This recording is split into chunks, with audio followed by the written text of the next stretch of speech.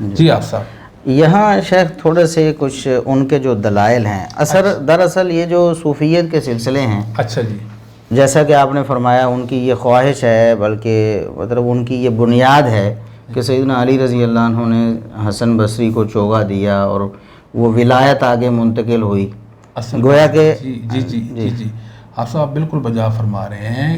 یہ دراصل شیعیت کی ایک سازش ہے. جی شیعیت کی سازش ہے.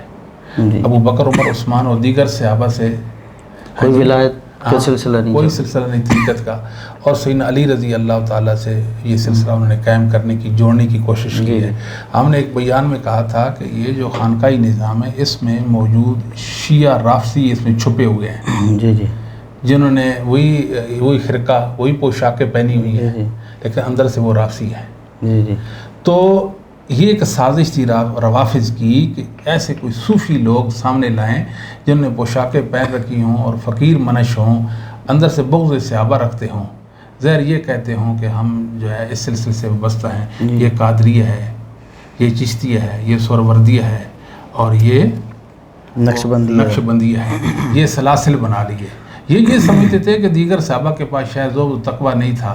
ہم تو کہتے ہیں کہ صحابہ کا زہد و تقویٰ اس کا معیار سب کا بلند ہے، بکر صدیق سے لے کر آخر تک ہر صحابی امام ہے زہد و تقویٰ میں. تو یہ اگر علی رضی اللہ تعالیٰ سے بات ثابت ہو جاتی نا جی تو چلے پھر تو ٹھیک تھی نا، ہمیں کیا اعتراض ہو سکتا ثابت بات کا. اب حسن بصری رحمۃ اللہ علیہ، ائمہ ہدا یہ کہتے ہیں، امام مسلمین یہ کہتے ہیں، علماء مسلمین یہ کہتے ہیں کہ علی سے سماع ہی نہیں کیا. جب سماع ہی نہیں کیا تو انہوں نے ان سے کرتا کیسے لیا اور کیسے انہوں کو پہنایا، اور پھر آگے یہ کیسے پہنا رہے ہیں، اور سلسلوں کی بیعت کیسے ہے.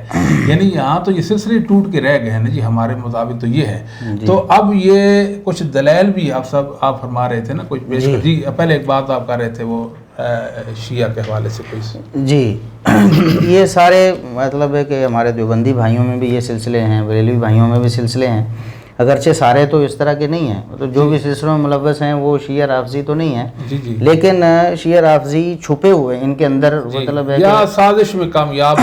جی خانقاہوں کے اکثر جو گدی نشین ہم نے سنے ہیں کہ وہ صحابہ پر تبرہ کرتے ہیں اس طرح کے.